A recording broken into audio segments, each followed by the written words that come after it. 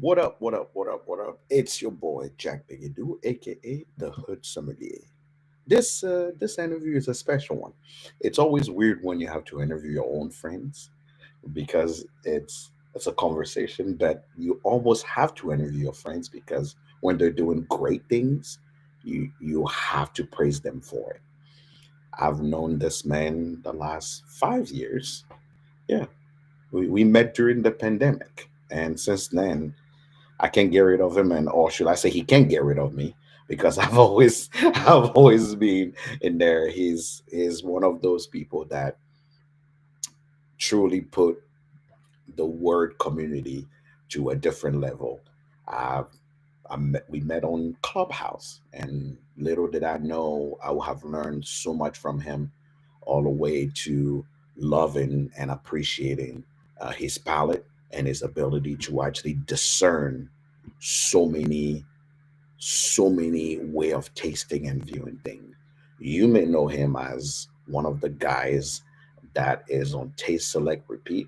I know him as Mr. OJ Lima is what I know him as. So what's up, OJ? Yeah. What's up, my guy? Long time no Um, see. Well, not that long, but I mean, kind of. I just saw you when I was learning from you, as you said. When is that? What was that? That was when did we yeah. meet? We were It in was Kentucky. Georgetown, Kentucky. Yeah, We did the Elijah Craig pick for the city of Georgetown, correct. um, which is coming out sometime next fall. We Yeah, participated in that. yeah. It's that was the first time you and I actually picked something after years of telling you that I want to pick something for you. Fate made it so we had to meet I to mean, pick. if I recall, I just want to go over the history. If I recall, I invited you You to do did our give me the OKI. call. You did give me the call. I invited you to do the OKI pick, where you said to me, "Oh, I got to do my WSET exam and I can't make I, it." hey, I had to take my WSET exam, but that was important. So yes, I All had right. to do it, but it was good that we got to pick something together. So for all of you guys watching, this is OJ on Instagram. He's known as Neat Rock. I always get it confused. He's known as the guy who can have his cocktail either neat on the rocks or in a cocktail. So neat rock cocktail. So that's like Rock, it takes me a while to kind of figure Neat Rocks cocktail. neat right cocktail. So that is what he's known as the neat rocks cocktail guy. Thank you so much, Tater Dom. Thanks for jumping in. Appreciate it. So OJ, for the people that do not know you, right? Which if you're in a whiskey sphere, you should know you. Who are you, and who's OJ? Who's OJ? Wow. All right. In the whiskey space or just, writ large in life? Let's go in general. Then we'll get into the whiskey space.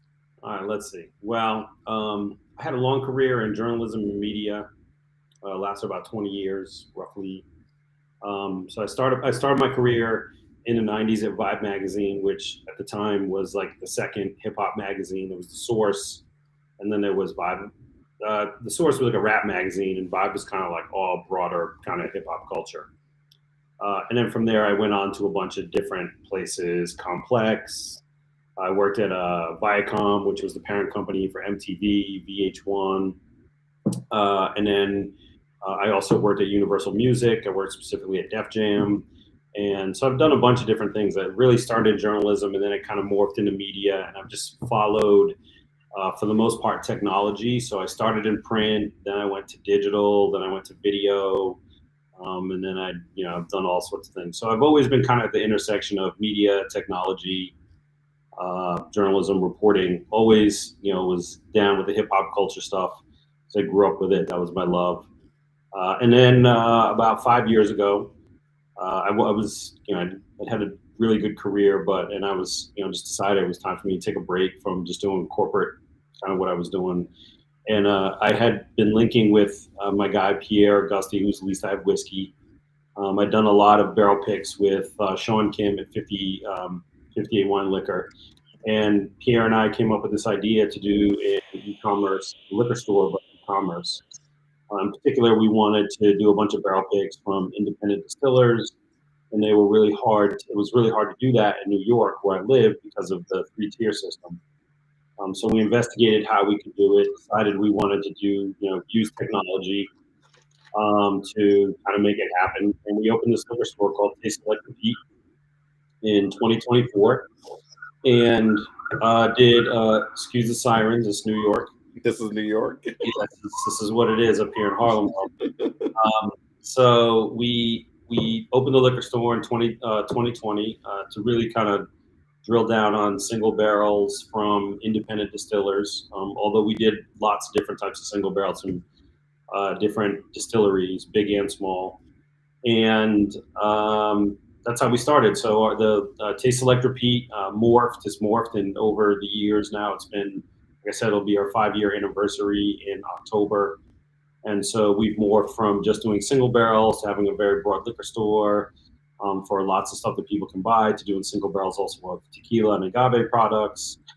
We have like a little member program, like a quarterly whiskey club, where we get to curate cool things and pop them out for people. And then there's a whole bunch of other business that we do behind the scenes with TSR. That's more like B2B stuff now. It's like gift boxes for companies and stuff like that. So so two kids from New York decide to do this, pick up single barrels and have an online kind of, store Hmm. to actually sell this. Yeah. How crazy was that journey? Knowing Uh, that you're two guys from New York, you didn't grow up in whiskey country, you're not part of the inner circles that we know in the whiskey sphere. You don't have a retail store where you can use that as, hey, I have a couple distributor I've worked with or whatnot. You decide to go very unconventionally, because I would say 5 years you were ahead of the curve, because no one was doing that, I think, beside Reserve Bar, that obviously had their website in 2019, and then Flaviar. There was no one selling online at that time. there were a couple people ahead of us. There was Sealbox, Oh Blake, yeah, I'm sorry. Sailbacks also was at right at um, 2018. who Yeah. has always been really helpful and cool to me. There was Bourbon Outfitters, which is House of Bourbon, and the Justins were always really helpful to us, and they gave us a lot of guidance when we got started. But I don't know, it was a crazy idea, and I don't know that I could have done it with anyone other than Pierre. I don't know that anyone would have tolerated my craziness and madness and insane ideas, and my penchant for being like, we have to be using technology. We don't want to do it the way it's been done. But it's been fun. Like, we've had ups and downs too. We've had really great years, and we've had some years that made us reconsider some parts of our business and accentuate some things and de-emphasize others. Uh, we definitely have had to do a lot of knocking at a lot of doors with a lot of distilleries. We've definitely annoyed a lot of distributors because of our non-traditional way of going about getting single barrels. And it's definitely been a complicated ride. It's cool, and I like it, and I love what I do, and I'm having a great time, and I'm learning every day. But it's definitely been a roller coaster. I mean, we're in a business, spirits, where the laws in the United States really haven't changed since Prohibition. So when you show up and you say, "Oh, I want technology to be a major component of like how we do our work and how we service people with products," like, it's just, that's not something that's welcomed with open arms in this business, because there's an infrastructure, and there are companies that are really vested in like the status quo and keeping the status quo. So when you see, like, as a fellow whiskey fan, like, we see posts all the time from whiskey fans who are like, why can't I get this shipped here? Or why is it that these products that have an SRP of $50, or they're charging 150 for them, and all that? A lot of that is because of the laws around the business, and that there are parties who are vested in keeping those laws the same. Sometimes it's the suppliers. A lot of times it's the middleman, the distributors. And so we have proactively tried to, throw hand grenades at that. And I don't mean that to be like, we're trying to topple the system. But anytime where you're saying, oh, I want to include technology is now going to be a part of how this is done. And this is how we're going to use technology, means you're always going to be looking at an industry where they're saying, oh, you can't do it that way. We can't change it. It's fine the way it is. Like everyone's happy with the way it is. It's like, but the consumers aren't happy. The consumers want it to be different, and so that creates friction. And when you create friction in an industry with that has always had the same players and has always had the same rules for 100 plus years, it can get complicated. You're banging your head up against. You're continuously knocking on a door that has people on the other side that they don't want to open. So it can get complicated. Doesn't mean it's not fun to shake things up, but it isn't an easy. It hasn't been an easy path for us to get to where we're at. So you've been doing this for 5 years now. Obviously, you say you had some up, down. In the 5 years, what would you say was the most enjoyable part of this journey of creating this online store, having people have access to things that you believe are special? What have been the most fun part and the most challenging part? Okay, let's see. Let me think on the most challenging for a second. But I think the most fun is that, like, in this time that we created this stuff was kind of like the rise of, right. We had been picking single barrels a few years, 2 to 3 years before we started the store. So Pierre and I, and our relationship with Sean Kim from back in the day dates back probably 8 to 10 years, let's just say. And we kind of got serious about it. Let's say 8 years ago, 7 years ago. Um, the amazing part is that during that time was also the rise of sort of like the whiskey social media and being able to meet people who have this same kind of interest as you online, and then making friends that way and making all these new friends. So I've made tons of friends now that I have now, like that I probably never would have made otherwise. Like people who I've become cool with, guys from Black and Brown podcast, Whiskey Mike Weinman, Ryan Sturck, just the list goes on and on of people who I met through social, who are my actual friends now that I see and talk to on a regular basis. So that's been awesome that I acquired a lot of friends and acquaintances and all that. That's been a really great part. The other part is that my interest in these products led me to want to go to the places where they're made. And while I have my reservations about some of these places in terms of the macro mentality of these areas, the whether we want to call it the politics, we want to call it the whatever we want to call it. One of the most interesting things to me is when you go to a distillery and you start meeting the people who do this work, because right, it's like there's a belief. A lot of these products that we have in our store are made in the United States. They're American made, and they're made a lot of them are made in the Midwest. Right, Kentucky is in the Midwest. Sorry to burst people's bubble who want to pretend, but You think Kentucky is. Kentucky's not in the South? Kentucky borders Ohio and Indiana. It's not in the South. Not by any stretch of the imagination. A lot of people be like, oh, like those places, this and that, blah, blah. And you go to any distillery where you go, and you're going to run into people who are really intelligent, really smart, well educated, or have been doing this for a long time, through their family, etc. And you're talking about people who are dealing with distillation processes, fermentation, heavy machinery, all sorts of things like that. So every time I've had the opportunity to go to a distillery, check it out, and we have, to be fair, when we're going to a distillery to like pick barrels or do something with them, whatever, um, we get a little bit more than like kind of the average tour of like, here's the thing, here's the that, here's the this. We usually have different people who are with us, sometimes master distillers, sometimes master blenders, etc. So we get a really good inside look at what they're doing, etc. And that's just been really eye opening and enlightening, because that's not the world I came up in. Like, I went to college, all my degrees that I got, and my BA and my MA were really towards humanities.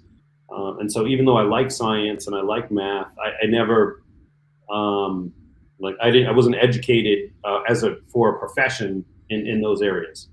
So to meet people who do that for a living and see their passion, see their intelligence, their ability, has been really cool and enlightening to me. I've learned a tremendous amount. That's good. Sorry, just drinking a little Oh, Bowman single barrel we just did. absolutely. So, quickly, can you go through probably distilleries that you've had really great success with, that you've been working with, look forward to work with, look forward to picking up with, picking barrel with, that you have a long-standing good relationship with? Yeah. Let's see. Well, I'd be remiss to not start with Buffalo Trace Sazerac. So we picked four barrels there. Hasn't been anything insane. Two Bowman and two Buffalo Trace. When we did our last Bowman, they asked us, Bowman is a part of the Sazerac family, but it's in Virginia. And they share a lot of recipes for their mash with Buffalo Trace. Their products are a lot like the line of the Colonel Taylor line in terms of age, proof, mash bill, etc. Barrels they use, all of that. So our shop is in DC, our operation. So Bowman is really like one of the, the if not the best distillery that's close to us. So we've always been like support local businesses, support smaller brands. And while Bowman isn't a smaller brand, it is a local business to DC. It's about an hour away. So years ago, when they asked us, hey, we want you to come and do a single barrel, um, they were like, we want you to come and do a Buffalo Trace single barrel on site and do the stuff that Pierre and I used to do a lot, which is show up, take professional photo, video, photo, post about it on our site, tasteselectrepeat.com, and on social and all that. And then return, they asked us what we wanted to do, so we had a choice of barrels to pick, and I wanted to do Bowman because it was local to DC. So we've had a great relationship with them. When they decided to then introduce Bowman into the Sazerac Barrel Select program, they asked us to come back and then do a video about the experience of coming to Bowman and pick a barrel.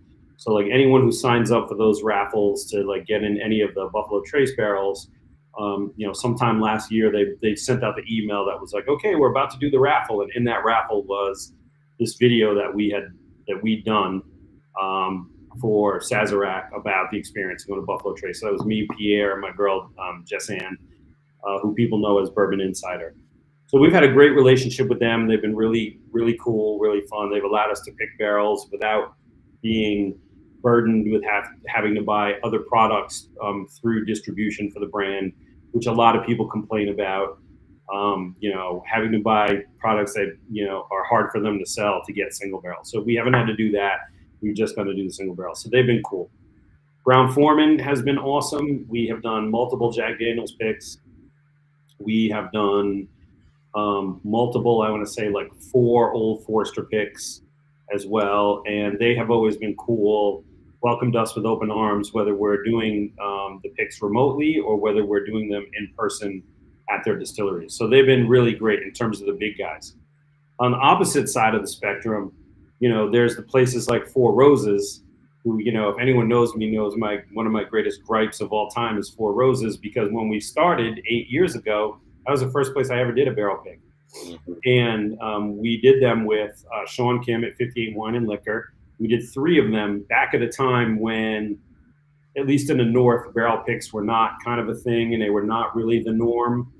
And when we got our store in DC, we asked if they would grandfather us into their program so that we could continue doing barrel picks. And they basically gave us the middle finger and were like, take a hike. And we haven't been able to go back.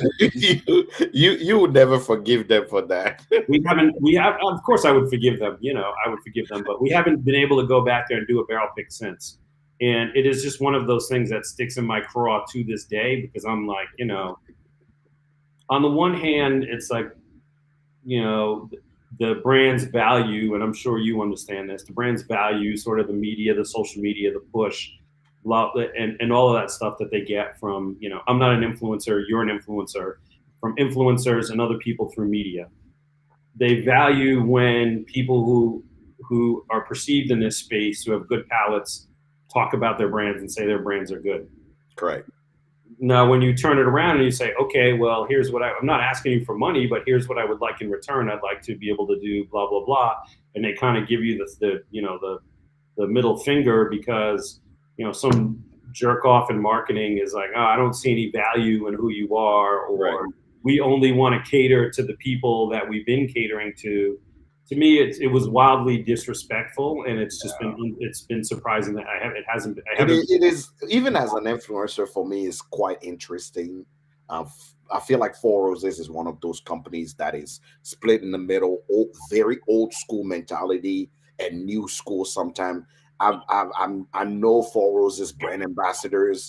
I feel like those people are the coolest people to be around, talk to, and do that. But the craziest thing is when you are emailing their PR agency, talking to their sales, it's like old mentality, or we don't see value, or you got to go through the normal course of what we have. We don't want to change things the way it is. It's very weird to the point where even one of their brand ambassador was like, I don't know what's going on. I sent the email. I did I'm like, dude, you got to keep your job. So Yeah, I mean, you've done your part. I think, and look, I mean, whiskey is not separate, right? Like this is big business for some of these companies, big international, this is multinational business, and this is one of the reasons I wanted to, I kind of left corporate media was I just got to a point where I was like, I don't like this whole like this corporate thing is not is it's not that it's not for me, but because I was very successful in my time when I did it, but I just got to a point where I was like, this is becoming such a drag to do anything cool. Like to me, I grew up in an area where in an era where it was like you did things based on creativity, and when they were good, then people would get excited about it and they would buy those things, right? Correct. You didn't put the money before the creativity. You put the creativity first. You came up with a cool idea. You came up with a cool way to execute it, cool way to get people to know about it. And when people saw that because it was cool, interesting, smart, intelligent, you know, put any word you want on it, then they were like, oh, I want that thing. Correct. So the Correct. concept that you're dealing with a company, you're dealing with people who are like, oh no, it's we got to play this by the book. It's corporate, and corporate says we got to do this, this, and this. Is like that whiskey is no different. These Correct. Brown Forman is a publicly traded company. You know what I'm saying? Like Four Roses is a multinational company with headquarters in Japan. So Mhm. you get to a point with some of these companies where you're banging your head up against a wall because they have to follow rules, corporate rules, and you just like, all right, well, the vast majority of people who work in these corporations don't have the ability or power the to change that. I got to, like you said, they're like, hey man, you got to keep your job. So Yeah. they're just trying to keep their job. So I don't know that it was ever like one in particular individual was like trying to disrespect us or anything like that. Right. It was just like we got caught up in the foolishness of a corporation not realizing the value that we had already brought to the brand.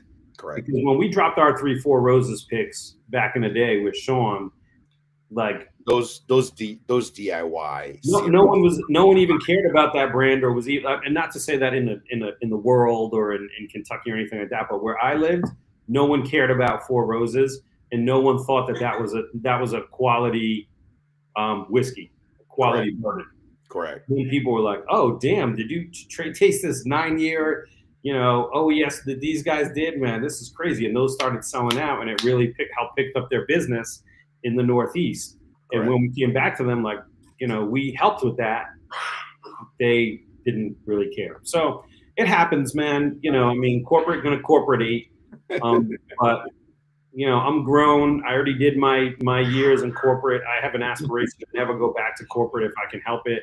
And whenever I end up in a scenario where I realize I'm not up against a person who's like, screw you. I'm up against a corporation that Right. has rules that are basically like, no, you got to dot the I, you got to cross the T. It's like going through TS. It's like going through the airport without TSA pre-check. Got to Correct. take off your shoes. Got to empty your bag. Got to do this. Got to do that. Got to do all these things. By the time you get to the done, it's like, what? I don't even want to go on this vacation anymore, man. It's a pain in the ass. So it's just one of those things that happens, man. That's the life Yeah. of corporate. So, so you done this for 5 years. You obviously seen the ins and out of it, and you decide to do something. Um, I believe something very cool. You decide to come up with your own whiskey brand. You know, Uh, for the people that don't know and weren't paying attention, uh, this is OJ's whiskey brand. It's called Kinfolk Trust. It's an interesting uh, conception of a brand. If you haven't seen this, this is the bottle. Not only he OJ is a rule breaker as far as I'm concerned. That's what I'd like to call him. He's a rule breaker. Not only the bottle doesn't look like any bottle of whiskey I've ever seen. The I thought it was a wine bottle first. So when you put something like OJ is getting into wine, I don't know him as a wine drinker. I know I've heard him talk about good wine, but he went with a different style of bottle, different style of label. I mean, the design on this is quite particular. It's an eye-catching design. So first, why go for a whiskey brand? Why aren't you just satisfied working with all these distillery and getting things in your store? Why your own whiskey brand? And how did this come about? All this rule breaking of whiskey that you've done from the design of the bottle to the label to how this thing look right now. You know, tell me in a comment that I'm not crazy that this does not look like a wine, like a wine glass. yeah. I mean, it's a. I mean, I'll answer the other questions first, and then we can talk about the bottle and the design and all that. But a couple things. First, it was like I set some goals for myself when we opened the company. You know, some of the goals that we set were we want to do single barrels at these different distilleries. We basically accomplished that. The only distillery that we haven't done yet that we would like to do is Willet. Willet is, a complicated place to say the least. And times are probably changing now that there is more whiskey on the market and all of that stuff. But we always want to do a single barrel at Willet. We haven't. So, but for the most part, it was like, oh, we want to do single barrels at all the big distilleries, and we did them. We did them all. Knob Creek and Elijah Craig and all of them. There's none I can really think of that we haven't done in the American bourbon rye kind of game. So that was one goal we wanted to do. Right. I had some other goals. I wanted to get some press for what we were doing. We had kind of a cool mission.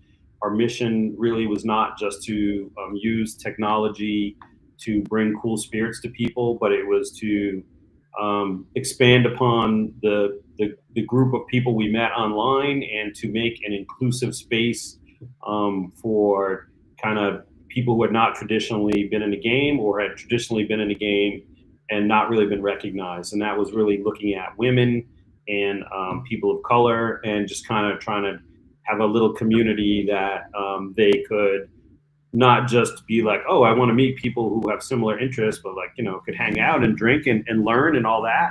And so we did that. We got an interview written about us in People Magazine, an interview about us in Vanity Fair, American Whiskey. Like it's a long list at this point. So that was a goal for us, is that we wanted to publicize to people like, hey, there is a community of folks out there who are different than kind of the bearded bro vibe that we see all the time on Instagram. No diss to the bearded bros. Sometimes I have a beard. I'm not a bro. The I mean, bearded. I'm a That's the real only bro. reason why I have a beard right now. I'm trying to fit in the bearded bro club. I am a bro. I'm a real bro. I'm not gonna. I'm not a. I'm not the other type of bro. But we wanted to let people know that it was out there and available for them if it was something that they were looking for, and it was just a wider aperture of people to hang out with. So that was also important to us, and we did that. The next things I really wanted to do is I wanted to judge some spirits competitions. Like I felt it was important for me to try that and do it. So I've judged New York World Wine and Spirits, which is like the little brother of San Francisco. They haven't let me judge San Francisco, and by the time they decide they want to let me They do it, won't even let me close to any of those. So you at least are in. I'll probably be retired by then. But this year I did World Whiskeys Awards, which is like the biggest of the big, which was dope. Yeah. Um, I've done Barley Corn Awards multiple times. The guy who runs that is, really also a small business owner like me, and I love his vibe. And I actually think that because of the way he does it and because of the judges he has, it's one of the, to me, the more true competitions out there in terms of like when they say, "Oh, this is good," and they give their awards. Like if you try those products, it really means something. So I've done Concourse to Spirits. I think that's probably, I think that's it. I might be missing one or two, but that was something I wanted to do, and I was able to accomplish that. The next thing I wanted to do was, well, and it wasn't necessarily that I wanted to do it, but it was like people kept poking at me about doing it. They were like, "When are you going to drop your own whiskey?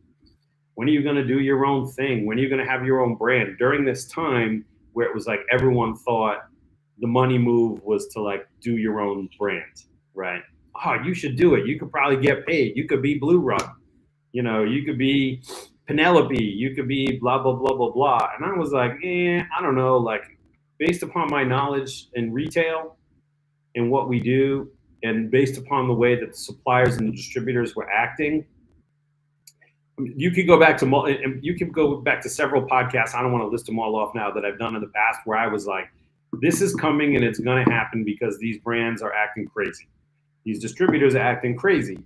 These are the people they've added over the years, and instead of servicing these people, they're basically ignoring these people, and they're ignoring the stores in the neighborhoods where these people live. And you know what we're not going to do? We're not going to wait until Weller Foolproof becomes available. We're just going to go drink something else. We're going to go back to drinking cognac or go drink tequila or do something else. And they played it. They thought it was like, they thought that the whiskey game was like they were selling Air Jordans, and they're not. You know what I'm saying? Like it's not that game. And they played, I think, in the face of a lot of people of color who had become recent fans, and did not honor them as real consumers. And that's why a lot of those people have, I think, exited. There's obviously an exit from a lot of people who did an uptake in their intake over COVID. But the biggest exit to me is that it's like a lot of people I know are like, I'm not going hunting anymore because you can't find anything. You can't find anything. Yeah. So why bother? And once That is the problem of the market now. No one right, wants to hunt.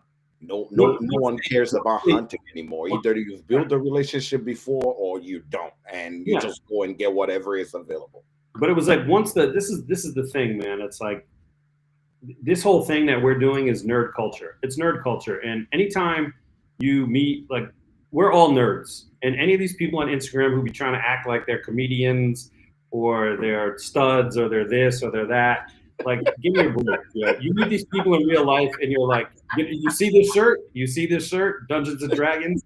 You were doing the same. If you're as old as me, you were doing the same shit in the '80s that I was doing, and you were a Definitely. nerd. I'm a nerd, and I tell people that what happened usually is that a lot of people will meet me in real life and they say, "Oh, you're the same guy, like online." And I said, I'm not here for a show, right?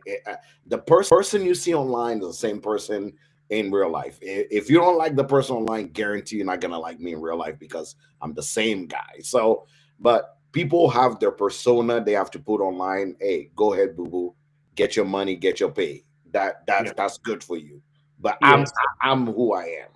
Exactly. So I don't think that they really there wasn't a lot of honoring of all these. We could go on and on about that, but I've talked about it a billion different times, and it's maybe I always get so riled up about this. It makes me lose my train of thought, and I totally forgot what your question was. The question is, let's talk about this bottle, the design. How did it come about? Okay, so This sorry. this Kinfolk Trust. All right, so here it is. How did the brand come about? Why the name Kinfolk Trust, and why this design and things that you have? All right, look. The bottle's so big, it's probably not even gonna. I gotta turn it sideways to Yeah, fit. this bottle is just. Yeah, it's taller than like a George T. Stagg bottle. It's a 14-inch tall. It's only going to fit on your top shelf. It's not going to fit anyplace else. Um, so I remember what I was saying. I was saying, oh, the things I wanted to do. So people kept saying to me, oh, yeah, you should start a brand. You should start a brand. Blah blah blah blah. You know, you could get paid. And I was like, I don't really know that that's the case. We spent a bunch of years building this retail store and building this e-commerce operation and then transitioning it from both retail to business and doing all these things to be profitable over all these years. And we've continued to be profitable, and it's really like it's great right now. It's a wonderful store. And the last thing on the list was, oh, you should do your own brand. But I was like, I'm not going to take all my time, effort, and energy that Pierre and I put into TSR and be like, I'm not doing that anymore. And now I have a whiskey brand, right? But I wanted to be able to buy my own barrels, and I wanted to do stuff that I didn't think that people were really doing. And in particular, that was blending barrels between different distilleries. That's the easiest way to put it. And I had an eye in particular on a lot of the distilleries I'd worked with that were smaller distilleries, people I knew, and trying to bring some light to their operation through my operation. So I came up with this idea for Kinfolk Trust, and the idea was I would go to different distilleries, I would source barrels from distilleries that I liked, and then I would blend their products together. And it wasn't something that I had really seen being done. It isn't to say that, like, I mean, it's not to say it wasn't being done and I came up with the completely original idea, because it's like, if you look at like Bardstown Bourbon Company, right? That whole place existed to, like, I don't know, take Heaven Hill and Dickel and Jim Beam and put it together and mass produce products of that kind of stuff. But nobody was really looking at some of the independent distillers, even the non-distiller producers, and saying, oh, we should mix these products together and help these people that bring some shine to their name. Right? But I'd been working with a bunch of them for years, right? For 4 years, we had been doing barrel picks, 3 years at this point of independent distillers that people, sometimes we were doing barrel picks from places people had never heard of. No one had ever heard of Old 55 before we dropped that barrel pick. Very few people had heard of Middle West when we dropped that barrel pick. I know people had never heard of Bainbridge. You are literally the reason why I heard of Middle West first. You are the first person, because I remember that's the first bottle I opened and the cork broke, and I'm like, who are even these people that you're picking with? And I tasted it, and I'm Did like, they ever send you the replacement cork? they did. Okay. Okay. All right. They did it right. It just was like no one had ever heard of Hill Rock, Taconic. I could go on and on and on. There's a good list, and I'm not saying I'm the only one out there, because there was obviously, there was other people who were working with independents as well. But there were ones that I know that we picked at first that other people had not, or second that people had not, and we were able to introduce them. And so I really enjoyed that. I really appreciated the fact that when I went to these places, I was dealing with in kind other small business owners. And I was like, look, there needs to be a coalition among small business owners to help promote these companies, because, you're really, they're at a disadvantage to the big six distillers in the United States, which control, the lion's share of the world's brands, Diageo, Sazerac, Brown-Forman, I could name them out, but LVMH, blah, blah, blah, Beam. So they're at a real disadvantage, and there's a lot of people making great product, and maybe they only have a regional business, and there might be really specific reasons, and maybe they only want to be regional, maybe they don't have the capital to get bigger. But I wanted to help people, see what that was, check out that stuff, and I knew from having been to these places that a lot of them had really good spirits. They just didn't have the capital or the PR machine, or the ability to penetrate into consumers because of the lock that the big distillers have on the 3-tier system. Correct. And so became the idea behind Kinfolk Trust. Is I would go to these distilleries, I would find some barrels, purchase them.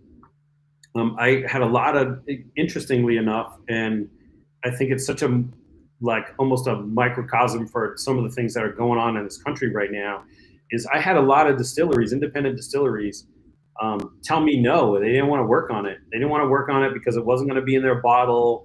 They weren't sure that I could do it. Um, they didn't have confidence that the distilleries that I was going to pick that weren't theirs were going to be good enough to blend with their spirits. There was a million and one reasons why they did not want to be in a sort of community-based effort to make a new product. Even though the point was, I was like, look, it's going to be my product because I'm going to put in the work. It's going to be my design because I want to design it and make it cool in my bottle with the corks I pick and everything that I want to do, but you will have full credit on the back. What I am not going to do, and this is what I told all of them, is I'm not going to disclose um, significant information about the stuff that I pulled from you. So I'm not really going to disclose. There's only going to be minimum age on the bottle, so the minimum age of the barrels picked that are in there. And I'm not going to disclose mash bills. I'm not going to tell people whether I used your bourbon, your rye, your wheat whiskey, your corn whiskey, your light whiskey, your single malt. I'm not going to disclose any of that. I'm going to do it like Mark and Sherry Carter and just be like, it's an American whiskey. But you're going to have full credit. Your business is going to have full credit on the bottle saying that you collaborated with it, that I collaborated with you on it, All right. basically. At this So point, now that I heard all about it, it's time to get into the liquid. that bottle's taller than you, fam. I'm telling you, this bottle is my height. Yeah. So So while you're pouring, I'll give you a call. I'll give you just some scoops, some scoops on it. So right, I wanted the bottle to just be different, and I just didn't want it to be, I just didn't want it to be a typical looking bottle. So I wanted something that was tall. I wanted something that was honestly feminine, kind of more feminine, elegant, refined looking. My very simple inspiration for it was, and you may be able to relate to this because you're not a American now, but not originally from here. I wanted something that was like when you go to a cafe. Sometimes like I was thinking of cafes I'd been to in different countries, some countries in Europe and other places where you sit down and they serve your water in a basically a recycled wine bottle. Like right, rather than throw the wine bottles out, they use it to serve people water and other things after that. And like that feeling that you get when you're like, oh, it's like I'm on vacation and it's like, look at this. This is different. This is fancy. It's like this feels good and fancy and nice. I'm at the cafe. I'm at the caf. I'm having a correct. sangria. I'm having a wine. I'm having this. I'm having that. And I wanted that feeling of like casual elegance and the feeling of like being on a trip and being someplace else and doing something different. I didn't want to have when you like have a bourbon bottle, like you get a bourbon bottle, and that's no disrespect to these other bourbon bottles, and you're like, okay, so this looks like all the other bourbon bottles, like when you're in the liquor store in Kentucky, they all look like this, and it very much has a like Kentucky, Indiana, Ohio, whatever vibe, Middle West vibe of like, okay, here I am. Here's the Russell's Reserve bottle. Like here's the Buffalo Trace bottle. Here's and I didn't want that. I just didn't want that. I wanted it to feel like people were like, ooh, this is a journey. I'm going someplace else. I'm doing something different because I was doing something different. So I decided that I wanted this kind of casual elegance. And I sat with Keith Barnes from Bainbridge. Shout out to him. Just brought back 2 more big awards from World Whiskeys Yeah, every year, winning more awards than anyone.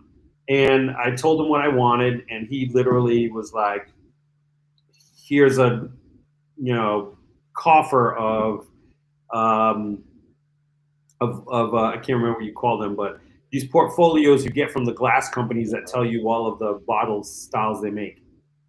And so I just was like going through them all, PDFs and actual pamphlets, until finally I was like, I really want the tall, good looking, the tall, skinny bottle.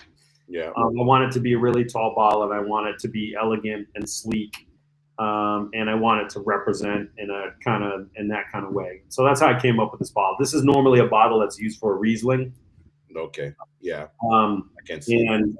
So it is technically a wine bottle. And I also didn't want to do a bottle that I had seen other people do their releases in, like mimic. I didn't want to do the bottle that looked like other bottles. I didn't want to do the bottle that looks like a Pappy. I didn't want to do a bottle that looks like the BTAC. I didn't want to do a bottle that looks like Old Forester. I didn't want to do a squat bottle like Jack Daniels. I wanted to do a bottle that looked like something no one had ever seen for whiskey.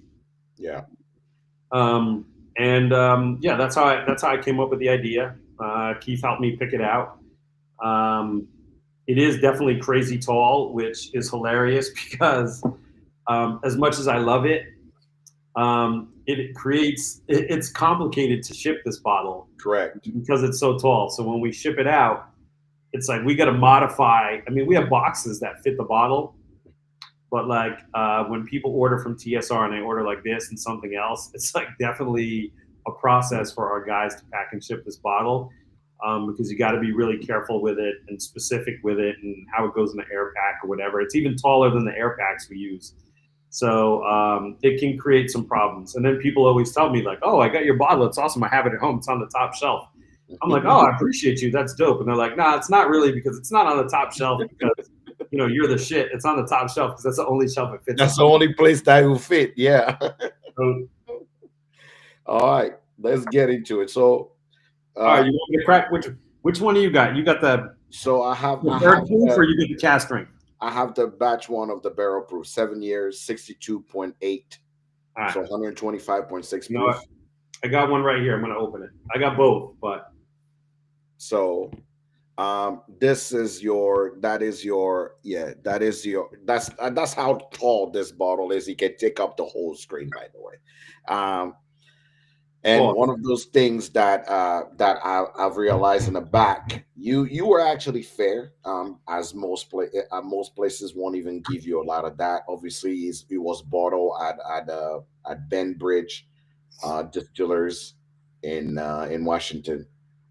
You say blended by Orlando Lima, produced in collaboration with master distiller Keith Barnes and chief alchemist Macaulay Minton from Dark Art. You give people the credit, which you don't find often, right? I never knew that you work with Macaulay on it, and Yes. and obviously, I know you've worked with Keith before, but Macaulay coming in, somebody who have his own whiskey brand, is a sentiment to the friendship that you've built with people through your journey, like you said. For someone to have his own brand and turn around and go, "Well, I'll come help you blend this. I would love to help you on a project." That doesn't happen often. No, it doesn't, and it's I don't know, man. I could go on and on and on, but this country is just getting real weird with the rugged individualism and the like "fu." It's all about me thing, and I say that because it's not really the way I grew up. Like I grew up in a community of people who, my grandparents were immigrants. They're 100 years ago. A little bit more than 100 years ago. Same time when like the Irish and a lot of the Italians and a lot of people came to this country. And then my parents were first generation Americans, right? My dad was born in like 1929 or something. My mom, and so I was a second generation American, and we grew up in a time in a community where people were like, "Oh, we're supportive. Like all your aunts, all your uncles, all your 50 cousins, all the people in your neighborhood, whether they look like you or not, and we're all middle class, and everyone's got a blue collar job, and you have block parties, and you cape for each other, and you walk with someone else's kids to school, and you don't let somebody bully your neighbor from down the block, and all of that kind of stuff." And so to me, it's always like, credit. You got to give credit where credit is due, and you got to have good friends, and you got to work with cool people. And I always wanted to do that. So Macaulay and I had worked on several barrel picks when he was at Wilderness Trail. He left Wilderness Trail when they were bought by Campari and folded into the Wild Turkey family to do Dark Arts Whiskey House. And I went down to Kentucky to do a Maker's Mark pick or the Maker's Mark blend experience, not really, whatever they call it. exactly. And I had a chance to catch up with him, and so he had just started Dark Arts, but like he didn't have any products out yet. So he had his barrels, he had the bottles, everything was kind of in motion, but he hadn't released any product yet. And I started telling him also what I wanted to do. And I was like, so I'm looking for people to allow me to sample some barrels and buy them and then and blend them. And I was telling him that I was surprised that I had some distilleries tell me no. And he was like, yo, man, I fucks with you. You've always been cool. I'm down. I'd be like, he didn't even have bottles on the shelf yet. Wow. And he was willing to let me rummage through all of his barrels, find something that I thought I liked, and purchase it to make for my own thing. And so, credit where credit is due to him. Keith, I had a long-standing relationship with Keith because I had tried his 86 proof wheat whiskey many, many years ago, and really liked it. Thought it was just like an excellent. It was a low proof wheat whiskey, like 86 proof, I want to say, but it was just a really excellent drinker. Like you could drink it neat. If you drank it on the rocks, it was like a whiskey you could drink in the summertime when it was hot. It was really good, sweet, a lot of characteristics to it. And so I followed up with him many, many times, asking him if we could come out, do something, do barrel picks, blah, blah, blah. But he was um, in Washington State, did not have distribution on the East Coast, did not really understand what I was asking because the whole single barrel thing, etc., was not, nothing like that is really going on out there.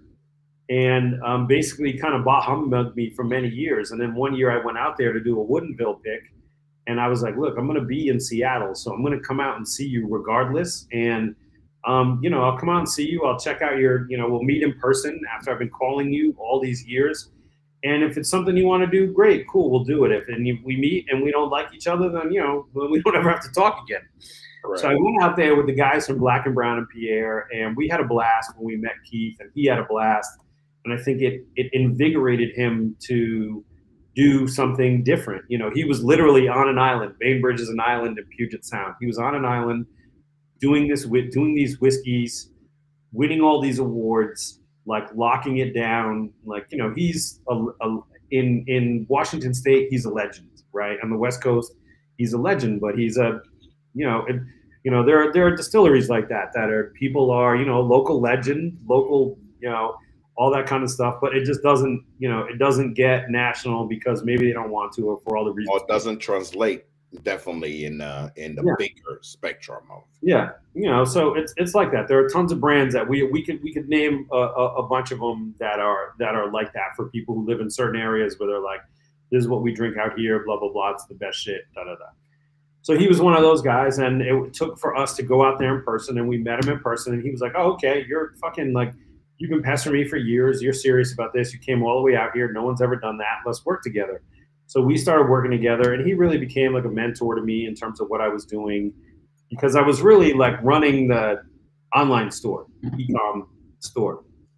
And so I was obviously interested in carrying his products, but the whole doing the Kinfolk thing was like it was the last thing on the big list of stuff that I really wanted to do for myself, for my personal goal, my goals in spirits as a guy who came into this industry from someplace else.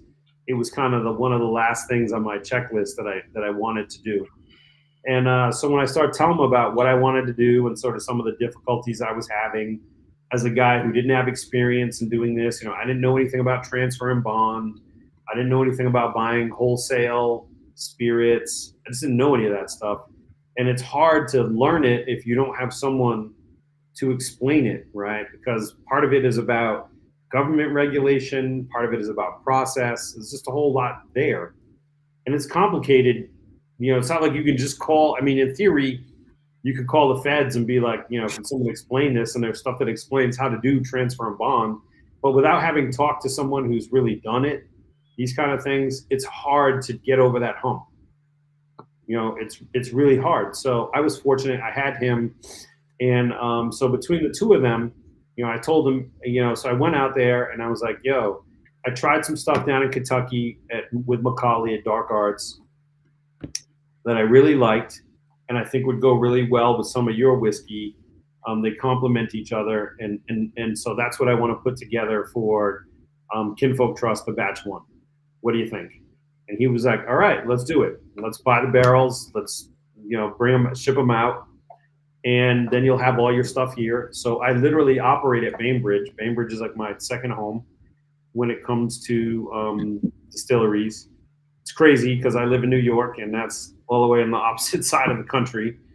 But I go out there several times a year, and I'll go out to the island, out to the distillery, which is not a big place. It's a small operation. My barrels are there, and I go through them. Sometimes I'll have my friends will come with me. Sometimes it's just me and Keith. Sometimes it's me and some of the other people that work at Bainbridge, and we'll go through all the stuff, and I'll start to like we'll try everything. I'll get everyone's opinion on kind of what they think of the particular barrels. And then from there, I start to try to figure out how I'm going to put the blends together. The main thing I would say that I do, and I don't know that this is any different from, I don't know what they do at Pursuit Spirits or whatever anyone else does, but I will go into a batch and I'll be like, this is what I'm trying to hit, right? So batch one, I was trying to the goal was pancakes and bacon, and I say that like that's a put a term on it. Dude, I want. Do you know what I want? I want to show you that I wasn't crazy when I was actually looking up this. I'm gonna share my screen so people see what I was looking up because I wanted to make sure that I'm not crazy as I'm nosing this. I may even have to go back and redo my thing. But this is, if you look at my screen, this is what you're seeing. Hold on, Because I wanted to make sure that I wasn't using a name that is not correct. But this is what I have in the glass right now. This right here. Cinnamon Toast Crunch. What I have in this glass right now. It's literally cinnamon toast crunch with an oiliness of some bacon. Like if you've had bacon first before you had your cereal, this is cinnamon toast crunch. Literally. yeah, I wanted That, to that, go for that, that sweetness, creaminess, those wheat kind of weeded note that comes through, the chewiness, those those tannin are fantastic because tannin usually are grabbing the back of your throat or the back of your tongue. This is grabbing the top of my palate there, pulling it down. It's but hands to God, cinnamon toast crunch yeah. in this glass. I wanted to get sweet. I was going for sweet and savory, and the original like what I'll do when I'm trying to come up with a batch is I'll think of a bottle that I had that I really liked, Yeah. and the way it made me feel, for lack of a better term. Mhm. And so this one was like I remember when I had some of those, and I bet you have these bottles. They're hard to get now. It's probably auction only, but some of those original old Carter American whiskeys, like batch Oh two, yeah. batch three, Oh batch four, that were in all likelihood, if I had to guess, well aged light whiskey, maybe something else blended into it. But they had that great balance of sweet and savory to them. And I really liked those releases. And that was something, when I looked at like, oh, Mark and Sherry, they're cool people. I know them. And I'd asked them a bunch of times if, they'd let me shadow them. And they were always like, F you. Um, not in a mean way, but in a like, we don't let people in on, we don't let people in on what we do. Um, but I remember those bottles and how much I enjoyed them, and I was like, oh, this is kind of like a bottle I want to put next to it and say, if I could achieve the same sort of sweet and savory that I got from those, I'd be really happy. So I think it came a little bit more like sweet and spicy. It's not necessarily sweet and savory per no, se, but savory is almost at the end. I had to add a little bit of water to it to kind of get that savoriness to actually come up. But I think for me, it's not even spicy because you get a little bit of that hug, but it's very chewy. And for me, it's like as it reminded me immediately, first time in America, my parents will never let me have whatever cereal I wanted. I remember I went to the grocery store. I picked up a bunch of cheese and I picked up some cinnamon toast crunch, some granola, a bunch of those. But when the first time you pour, I like whole milk. So if you pour cinnamon toast crunch in whole milk and start shoveling down, and it do that like that everybody knows that milk that is left that you start sipping on at the end, that nose and that feel, that's what it took me back to. Yeah. So that's what I was going for, and I feel so it didn't come out exactly like I wanted, and I had some so when I did the first blend, it was so funny because when I did the very first blend, I want to say it was October of what year is this? 2025. So 2023. I was out there for Whiskeys for Wildlife. All our barrels had been sent, and I was doing the blend. And I remember after that, I came off the island. They have a big event that I go to every year. Big charity event. I highly recommend everyone go. We always have a group of tickets from Taste Select Repeat, so we can bring 10, 20 people. And the Bill from Black and Brown podcast came out that year to go to it. And I had come in already a day early, and I was like, look, I'll be out on Bainbridge at the island working on my blend, and then I'll scoop you afterward. So I'll scoop you afterward, and then we'll go out and meet some other people and hang. So he hits me up. I'm finished the day of blending. I come out. I get off the ferry in the car. I pick him up, and he goes to get in the car, and I'm like, I had a test bottle. I was like, yo, I did it, fam. So I had a test bottle, and we went to some other events. We tried it with a bunch of people. People really liked it, and I thought, ooh, I'm onto something here. And at that point in time, I had it. It was at 118 proof, and I thought, this is perfect. It's like chef's kiss. So I thought that was what we were going to do. That's how we were going to go with it. Mm-hmm. Well, come the beginning of 2024, while I was, finalizing, so I did the blend. I'd gotten the barrels, I did the blend, and then I was finalizing the label. My wife actually did the artwork. There's a whole story about that. Oh, But, congrats to her. That is a beautiful drawing. yeah, she's amazing. Anna Bravo Art. Check her out on Instagram and TikTok. You And, see, you're not doing your job. You're supposed to send me that handle so I can. I think it's Anna Bravo Art. I just told you what it was. ANABRAVO Art. Okay. Check All it right. out. We'll check it out. So she collaborated with me on the. I told her what I wanted. I took some elements out of some paintings that she had done, and I asked her to make a label out of it. And the hummingbird that's on the front is supposed to represent me. We can go into that, but and we can talk about that in a second. But so I did the thing. Bill comes, we go, we try it, and then it's awesome. Everybody likes it. I'm thinking we're all good, right? But we don't vat the barrel.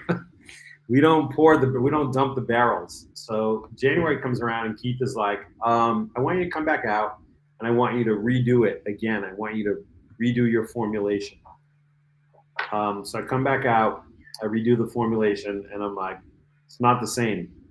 The barrels have aged a little bit. It's not the same. Correct.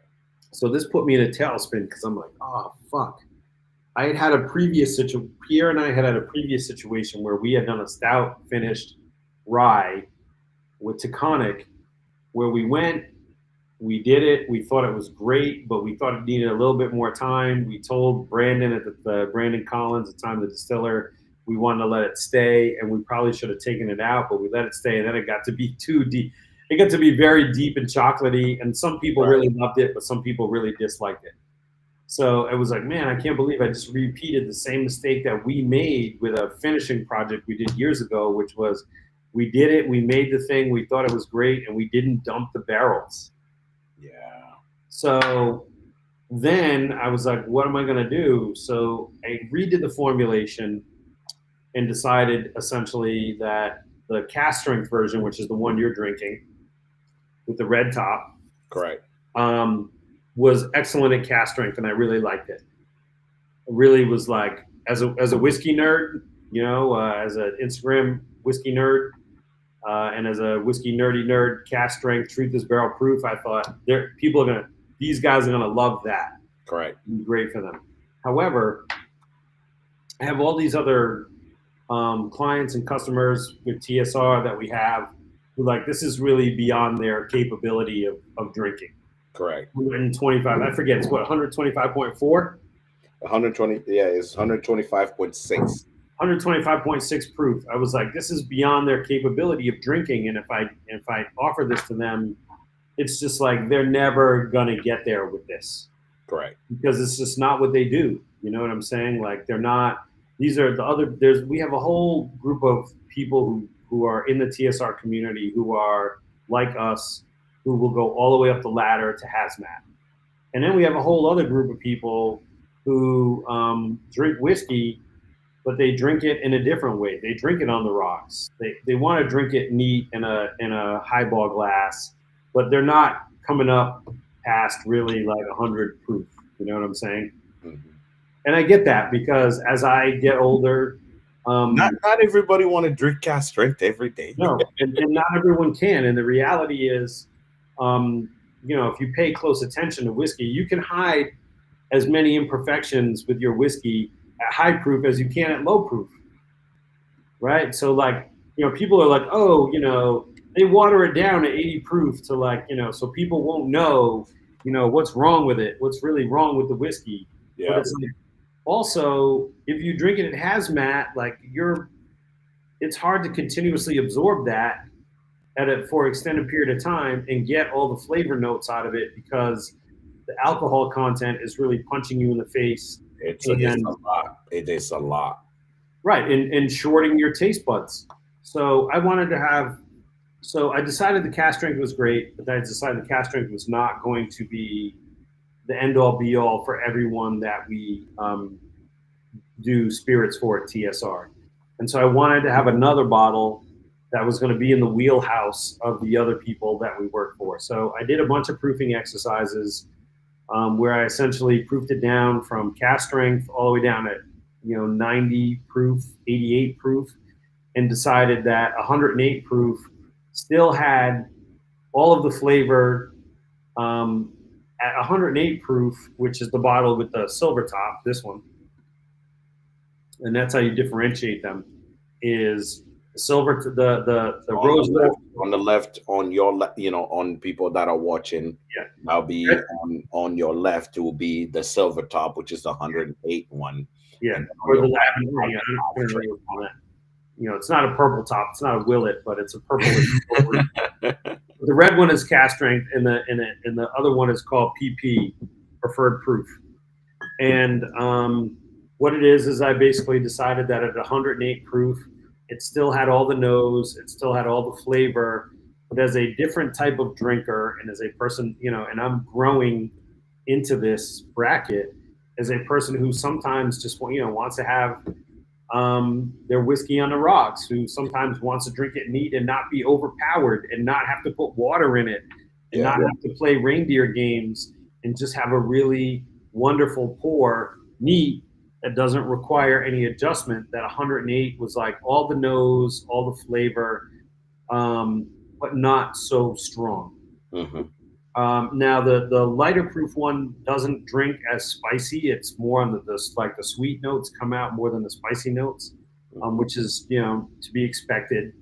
But I also like that one a great deal, and so it took me more time to make the preferred proof than it did to make the cast strength because of all the extra experimentation I had to do on proof to get to it. Yeah. Um, so it's funny, right? Because the cast strength one is less expensive than the preferred proof one. It's a lower price point, and people Yeah. are Why? because it's not about alcohol by volume. It's about time, effort. Like this is an art project.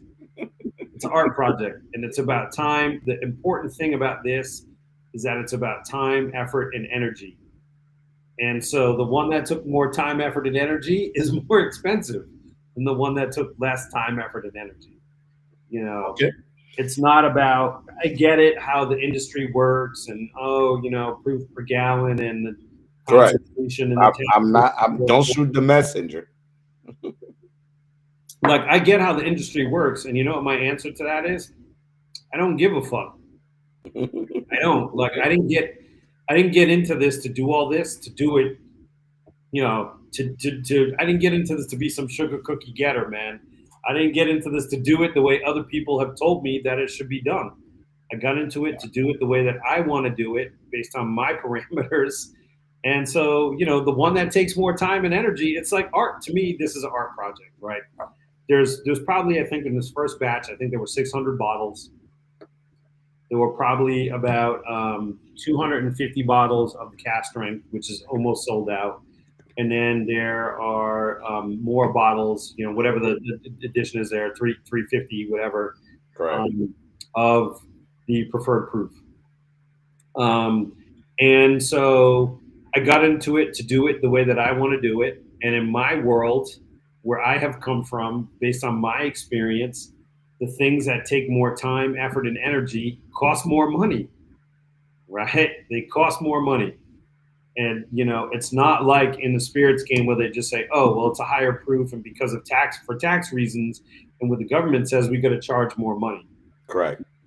That's I don't give a shit about that. That doesn't make any sense to me as an artistic person, and so I just look at it differently. And if you want the one that I had to take more time on, it costs a little bit more money because it took more time. Absolutely.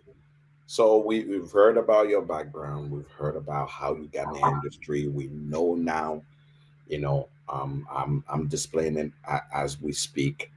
Taste Select Repeat is your baby. You built it ground up 5 years now, and now we have obviously where people can find if before you even ask, before you ask where you can find it. Taste Select Repeat.com is where you can find these bottles if there's still anything left.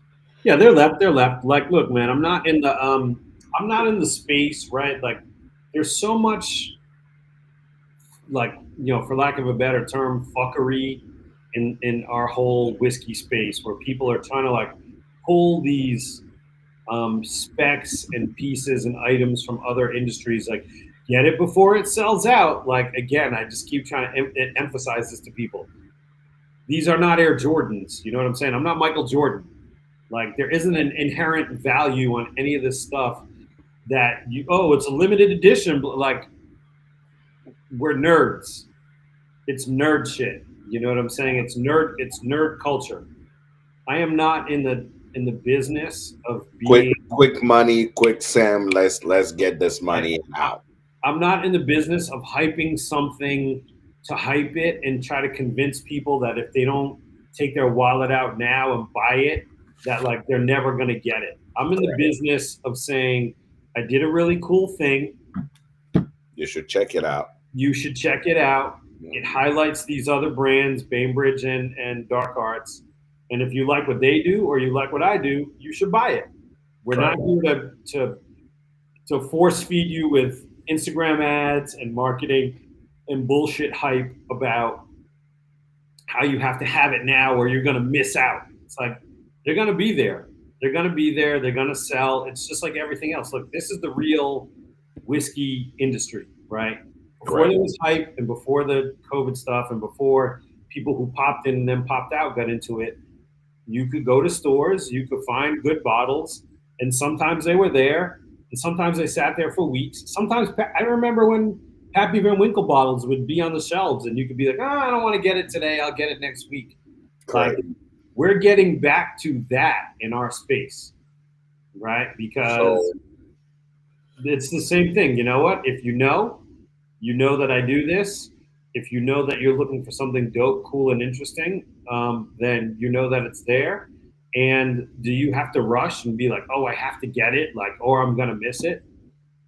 Probably not. It's gonna be, like we're gonna do batch one, and when batch one is done, then I'm already working on batch two.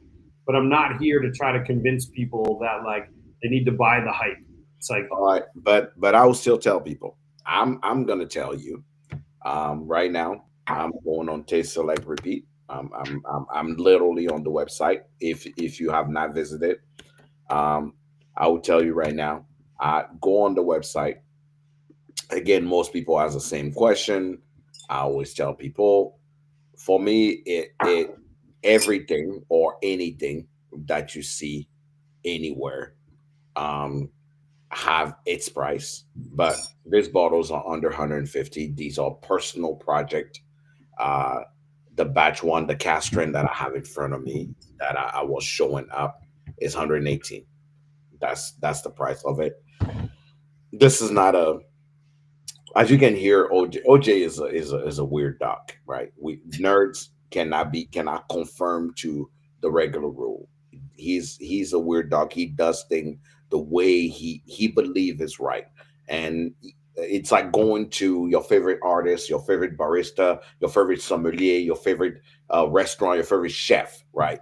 You do not care what the price is as long as they're the one doing it, because you believe in how they're doing it. So for me, this is worth every single penny that it is, based just on a fact. This is not a bottle that is not a daily drinker. This is something you pour to impress your friend.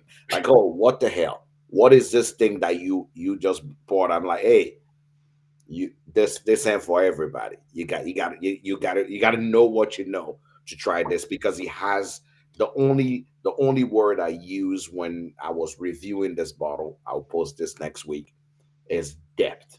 This bottle has depth, right? When you taste a lot of people's whiskey, it can be flat, it can have ups and down, but this have depth. You got to get down into it to really enjoy this bottle. That's how I felt. Is the depth that, and you don't find that in a lot of whiskey anymore. Everybody want to give you this quick hit almost, and then for you to move on. That's not what we look. Nerds look for something they can sit down, enjoy, take their time. I only had one sip since we've been sitting in this interview about an hour and 15 now, but I've enjoyed every sip of it, because for me, it has that depth that I'm looking for. The nose, the what is happening on my palate, the finish. I added water. I went back into it. I've enjoyed every step of the journey, because it gave me the opportunity to nerd out. So you want to nerd out on a bottle, you feel like it's been a while, it will pair well with food or cigar. I'm just gonna put that in front of you right now. You don't even worry about pairing it. But I will share my screen with you. Go on Taste Select Repeat, set up your account, and just watch. But for you, here's my question. What's the future? What are we looking for? The next, what does the next year or two look like? I'm not even gonna ask what is the next 5 years look like. I'm just gonna say what's the ne- what as a Taste Select Repeat member, or as a Kinfolk Trust, now advocate. What is my next 2 years look like? What should I look forward to? What is OJ is gonna bring to the market, or what is surprises I may have? You don't have to tell it all, but that I should No, look no, forward to. I'm good. All right, so Yeah. let's start with the taste of like repeat stuff because that's really our business. The last few years of taste of like repeat stuff, even though we've done really well, it's been hard in the market because of all of the distributor and supplier constraints around buying stuff and this and that. And now we're seeing like more availability of product, right? So the thing that we just want to do with Taste Select Repeat as much as we can is bring all of the prices back to SRP. So even when we have stuff that's allocated, we want it to try to get as close to SRP as we can, um, given anything we have to do to get the products. We want to bring the cost of shipping down. We want to have cheap shipping, and we want to have cheap prices. Like Taste Select Repeat was built for people like us, and we want to be able to service those people. And over the last couple of years, there have been forces that have, we've done the best that we can to service the community, and I think we've actually done a great job in terms of the products we have, where they're from, the prices. But I know that we can do better, and the next couple of years we're going to be able to do that, right? Because now we're seeing like all of this new whiskey, like all these distilleries made all this whiskey, And so there's a lot more flexibility in terms of what we can buy, the products we can buy. And now that we're bigger as a company, we can, we don't have to, our shipping prices our expenses are coming down because we're bigger. So the point with Taste Select Repeat, for all the people who want to be in a community of folks like us, is for it to be a place where you can find cool bottles at a reasonable price, right, and get them shipped to your door, right? To meet other people that are like you, that you can share these pours with, and that you can do it in a way that's going to be work within your budget, right? That was always the intent of Taste Select Repeat, but we got caught up in this wave of inflation in the whiskey industry. So we've survived. A lot of people have not survived this, and a lot of people will not, but we will, and we will because we've always try to do right by our customers, and now we're in a place where it's like we grew big enough to where we can afford to make sure that everything is cost effective, and so that to me has me so excited because it's like this was me and Pierre's original mission was like all this stuff that we were nerding out on and hanging out and enjoying and kicking it and being like we wish that other people had this and we could share it, and we've been sharing it for these years, but now we're going to be able to do it. Like our shipping is super fast. We pretty much send everything out in 3 business days, 4 business days, so we're the fastest shipping out there. Our shipping isn't crazy expensive, and we always have cool and interesting stuff. What we're looking at on TSR, we're definitely doing less single barrels. Um, Not just because I'm also doing the Kinfolk, so I don't have the need to have to do as many single barrels. So we have a little bit less single barrels, but we're trying to make the single barrels that we do count even more. So if we did the single barrel with What is the last 2 single barrels that people should look forward to? so we did this Bowman, which is awesome, and then we have a Jack Daniel's barrel strength coming out, and so we're really happy with all that. But so within TSR, even within all the stuff you can buy, we have a quarterly whiskey club, and in that quarterly whiskey club, we have stuff that I've hand selected, and it's because we are selling so many products now, and we have so much access to so many different distilleries that now I can go to a different distiller and say, hey, do you have some special bottles we could put in our whiskey club? Do you have this and that? So sometimes in the whiskey club, we give people first dibs to our single barrels. Sometimes we will get special bottles just for us from a distiller that we give. So we love it's called the booster box. It's there's nothing crazy about it. You can always be like, yeah, I don't want that one. There's no like, oh, I'm locked in and blah blah blah blah blah.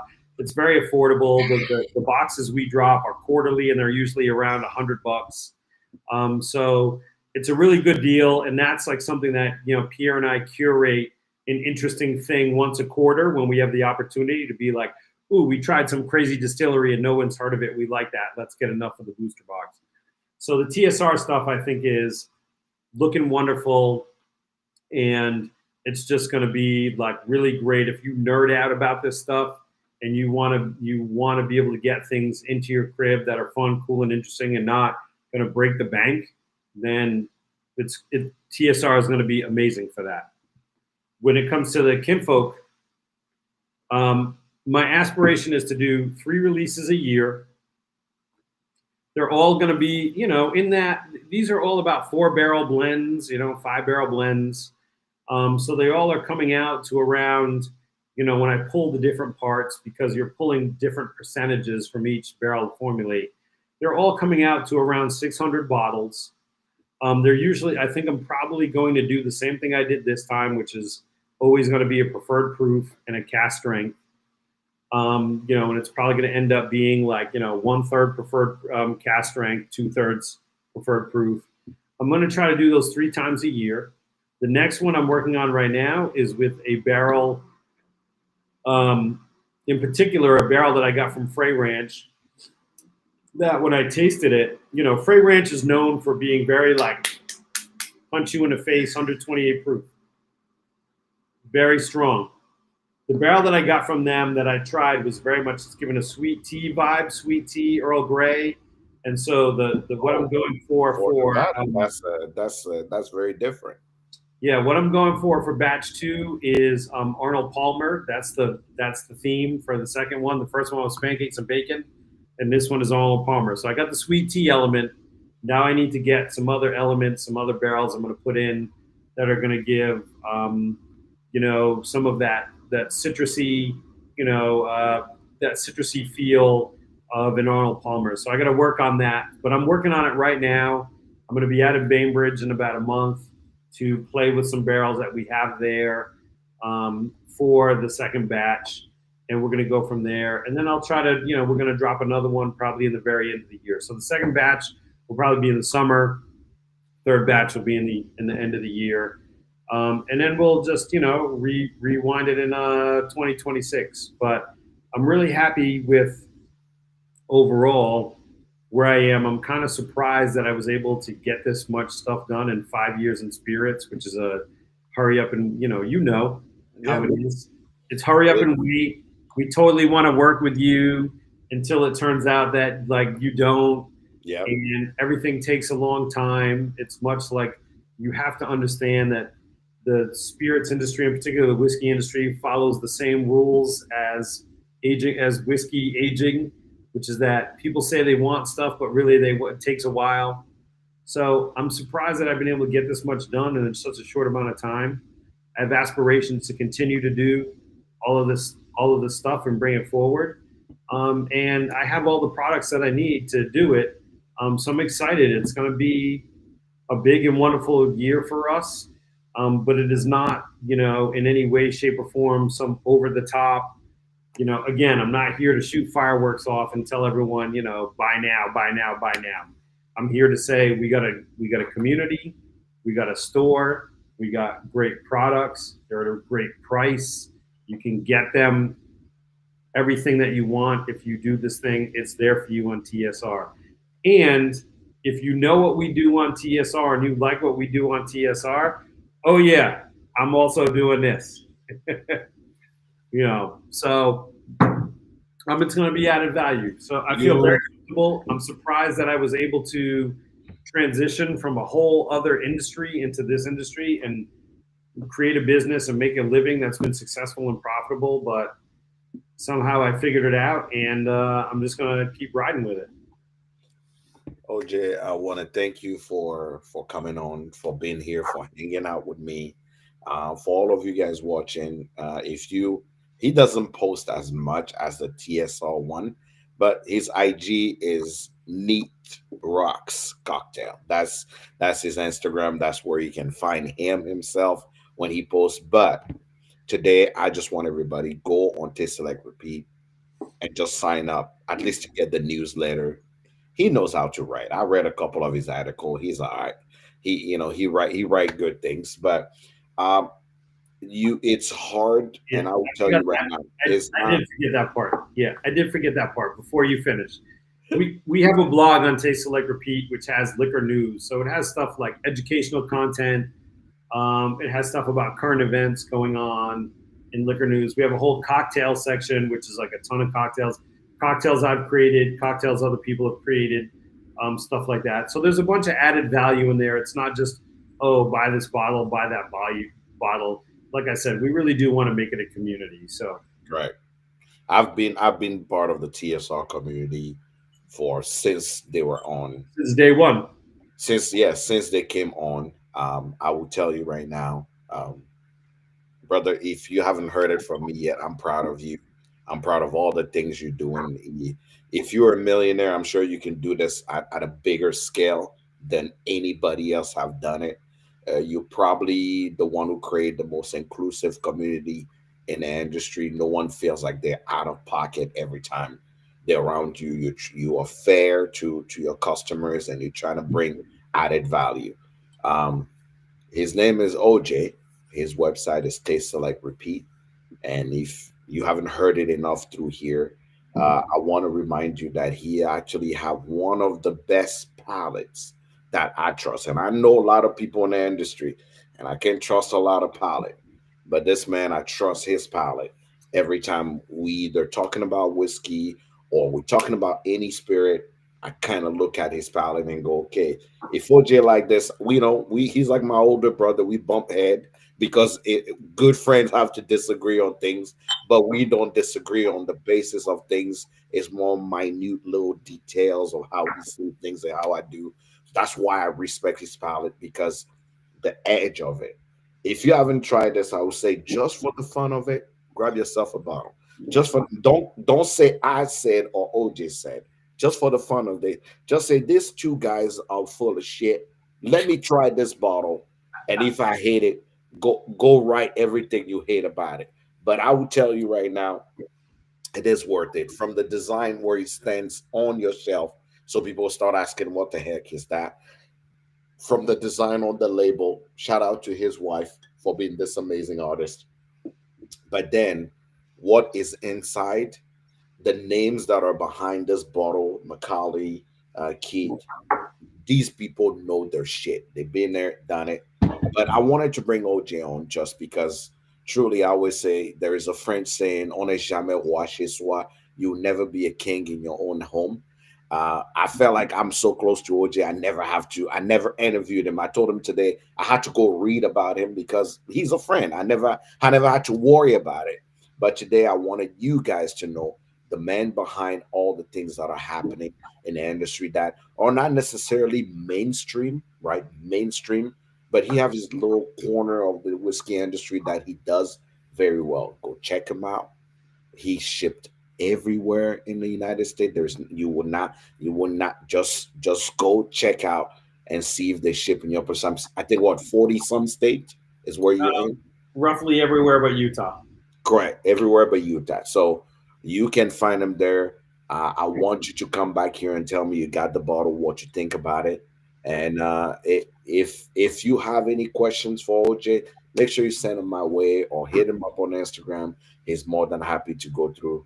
This was the evening with my big bro OJ. Everybody on Instagram that knows him knows he's the goat. I've seen that multiple times written down. Uh, we are a family, but I wanted him to tell you about himself and things he's done. 5 years is not in the whiskey industry. Whiskey industry is more like dog years. 5 years in the whiskey industry is like 15 years when you think about it. If you're a hustler, so OJ, thank you for being here. I appreciate you being here. I appreciate you taking your time to hang out. And for all of you here, I'm sure we'll see you next time. Cheers.